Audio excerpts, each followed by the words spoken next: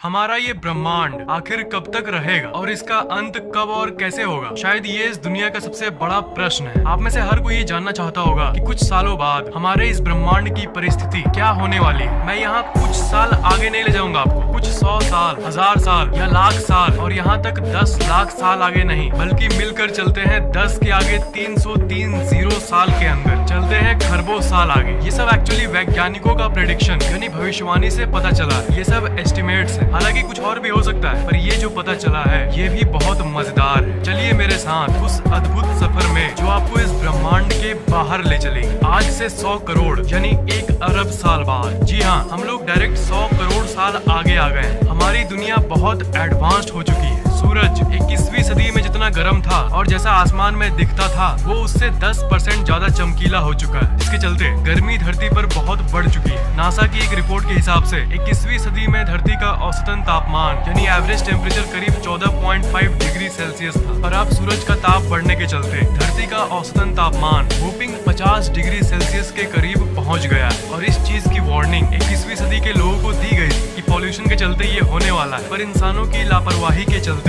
Ozone layer पूरी तरह से गायब हो चुका है। आज से 200 करोड़ यानी 2 अरब साल बाद 100 करोड़ और साल बीत चुके हैं। अब धरती का तापमान और भी बढ़ चुका है। इसी गर्मी के चलते धीरे धीरे सारे समुद्र और नदियां भी अब सूखी हो गई। इस समय अब बढ़ती गर्मी के चलते धरती से धीरे धीरे जीवन खत्म होने लगा है और इंसान नामक जीव जो धरती पर कभी रहते थे वो अभी अभी सूरज के प्रकोप के चलते डायनासोर्स की तरह एक्सटिंक्ट यानी लुप्त हो चुके हैं। टूटे हुए बिल्डिंग्स और उनकी यादें अब सिर्फ यही बची हुई है। सिर्फ कुछ जीव बचे हुए हैं और वो भी धीरे धीरे मर रहे हैं, और कुछ एकाध लकी बचे हुए अमीर लोग मंगल ग्रह पर चले गए हैं, क्योंकि वहाँ सूरज का ताप धरती के मुकाबले थोड़ा कम है। और कुछ 1000 साल के अंदर ही सूरज का ताप इतना बढ़ा है कि मंगल भी रहने लायक नहीं रहा, और अब इस समय इंसान कहीं जा भी नहीं सकता और कुछ कर भी नहीं सकता। इसलिए इंसान नामक प्रजाति अब लुप्त हो चुका है, एक इतिहास बन चुका है। इस समय अब कोई भी इंसान इस ब्रह्मांड में मौजूद नहीं है। आज से 400 करोड़ यानी 4 अरब साल बाद हमारी आकाश गंगा का पड़ोसी, जिसका नाम है एंड्रोमेडा, उसने हमारी मिल्की वे को अपनी तरफ टान लिया है। बहुत पहले जब इंसान जिंदा थे यानी 21वीं सदी में ये एंड्रोमेडा गैलेक्सी करीब 250 करोड़ प्रकाश वर्ष दूर था मिल्की वे से, पर अभी ये आपस में कोलाइड करने जा रहा है। और अब तपती हुई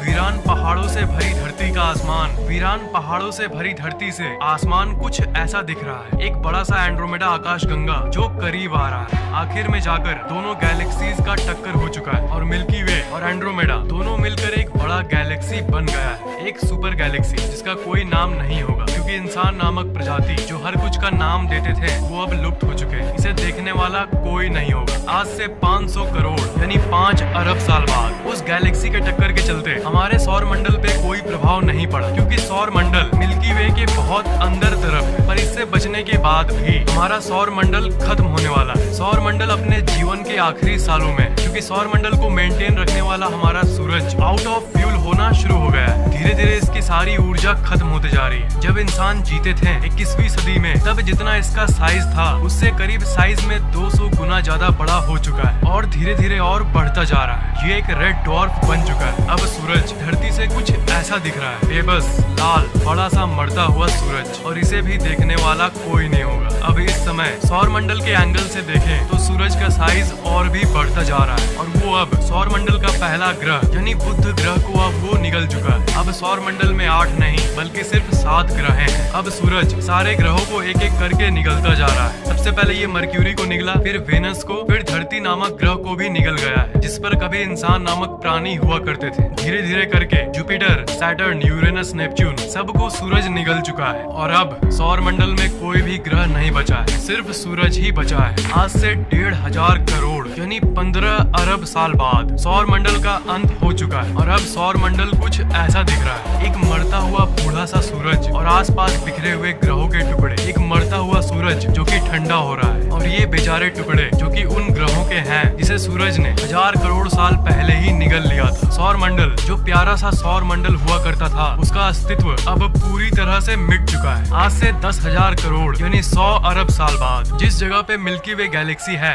एंड्रोमेडा गैलेक्सी है, जो कि कई साल पहले ही एक बन चुके हैं, और करीब 100 आकाश गंगाएं हैं। इस एरिया को वर्गो सुपर क्लस्टर कहते हैं। मतलब इस एरिया में 21वीं सदी में में 10,000 करोड़ साल पहले सारे अलग अलग गैलेक्सीज एक जगह पर रहते थे, पर अब इस समय ये एरिया इतना ज्यादा पुराना हो चुका है कि इसके अंदर के 100 से भी ज्यादा जो अलग अलग गैलेक्सीज थे वो अपने गुरुत्वाकर्षण बल की मदद से आपस में करीब आ गए और सब गैलेक्सी मिलकर एक बड़ा सा गैलेक्सी बन चुका है। और ब्रह्मांड में दूसरे जगह पर जितने भी भर्गों की तरह सुपर क्लस्टर एरिया है उसके अंदर भी जितने अलग अलग आकाश गंगाएं थे वो सब अब मिल मिलकर सुपर गैलेक्सीज बनते जा रहे हैं। आज से 1 लाख करोड़ यानी 1000 अरब साल बाद, जो थोड़ी देर पहले मैंने आपको बताया कि बड़े बड़े सुपर गैलेक्सीज बन रहे हैं, वो करीब 900 अरब साल पहले की बात थी। पर वो सब अब तक मर चुके हैं क्योंकि गैलेक्सीज तारों से मिलकर बनते हैं, पर गैलेक्सीज के अंदर के सारे तारे अब बुझ चुके हैं, अब मर चुके हैं क्योंकि उनका फ्यूल खत्म हो गया है। जिस तरह हमारा सूरज बहुत पहले ही मर चुका है, वैसे ही इस समय ब्रह्मांड के सारे गैलेक्सीज के सारे तारे एक एक करके मरते जा रहे हैं और धीरे धीरे गैलेक्सीज खत्म होते जा रही है। नए नए तारों को बनने के लिए डस्ट क्लाउड की जरूरत होती है, जो कि बहुत पहले 21वीं सदी में तो ब्रह्मांड में जगह जगह पर अवेलेबल थी, पर अब इस ब्रह्मांड में कोई भी डस्ट नहीं बचा है जिससे तारे बन पाए। इसलिए अब इस पूरे ब्रह्मांड में कोई भी नया तारा नहीं बन पा रहा। ब्रह्मांड में अब कोई भी गैलेक्सी नहीं दिख रहा।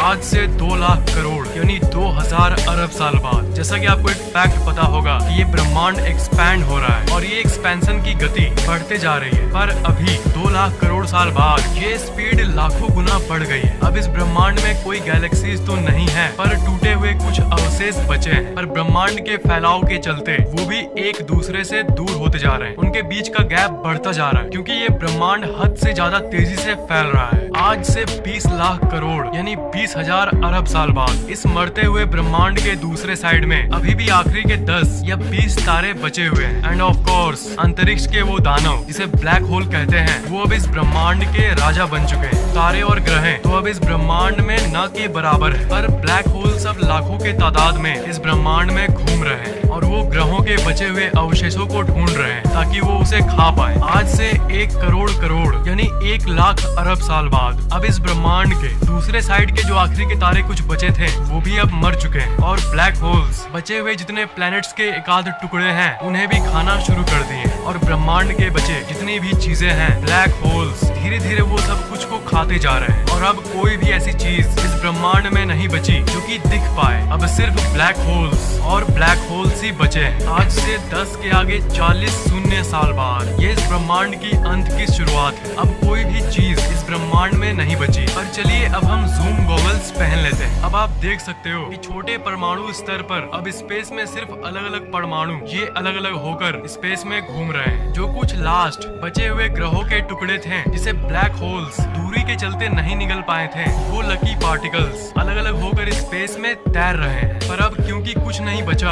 सिवाय ब्लैक होल्स के, इसलिए सारे ब्लैक होल्स एक दूसरे के सामने आते जा रहे हैं अपने दानव जैसे गुरुत्वाकर्षण बल के चलते। और अब इस ब्रह्मांड के सारे ब्लैक होल्स मिलकर सारे मिलकर एक सुपर ब्लैक होल बन गई है और जो बचे हुए लकी पार्टिकल्स थे उसे भी ये बड़ा ब्लैक होल अब खाना शुरू कर दिया। उस सुपर ब्लैक होल की साइज इतनी है कि इसे शब्दों में बयान नहीं किया जा सकता। अब धीरे धीरे ये ब्रह्मांड मर रहा है। आज से 10 के आगे 303 शून्य साल बाद जिसे कहते हैं सेंटिलियन, ये है ब्रह्मांड का अंत। अब ये ब्रह्मांड पूरी तरह से खाली हो चुका है और ये फैलते फैलते यानी एक्सपैंड होते होते इतना एक्सपैंड हो चुका है कि मैं इस साइज को सोच के आपको शब्दों में बता या फिर स्क्रीन पर दिखा नहीं सकता। अब इस ब्रह्मांड का साइज इतना हो चुका है कि वो सुपर ब्लैक होल भी हॉकिंग रेडिएशन के चलते अब इवेपोरेट हो चुका है। मतलब वो ब्लैक होल्स जो सब कुछ को मार रहे थे अब वो खुद मर रहे हैं और अब कुछ सालों के अंतराल में ही वो एक बचा हुआ ब्लैक होल भी गायब हो गया है और अब वो अल्टीमेट पॉइंट आ चुका है जहाँ पर कोई इलेक्ट्रॉन, प्रोटॉन, न्यूट्रॉन नहीं है और ना ही कोई ग्रह, ना ही कोई तारा और यहाँ तक ना ही कोई ब्लैक होल मौजूद है। और अब इस ब्रह्मांड में कुछ भी नहीं बचा है। ये ब्रह्मांड अब खत्म हो चुका है और इस समय अब